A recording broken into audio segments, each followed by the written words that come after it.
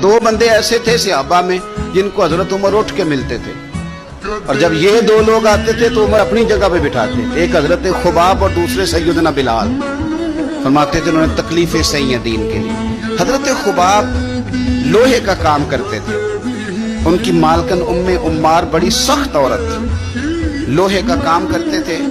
हुजूर सल्लल्लाहु अलैहि वसल्लम का कलमा पढ़ गए। एक दिन मालकन को पता चल गया कि ये तो दीन इस्लाम में चला गया, तो वो आई बड़े गुस्से में बावली होकर, और आपने लोहे की सुलाख आग में रखी हुई थी तो उसने जल्दी से वो सुलाख उठाई और जनाब खुबाब के सर पे रख।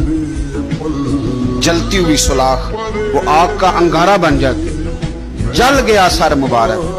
बड़ी तकलीफ में आए मेरे रसूल पाक सल्लल्लाहु अलैहि वसल्लम के हुजूर, अर्ज़ की हुजूर मैं तकलीफ में हूँ, मेरे लिए दुआ फरमाएं। हुजूर ने क्या जुमले कहे, कुर्बान जाए मदीने वाले की दुआओं पर। हुजूर की दुआ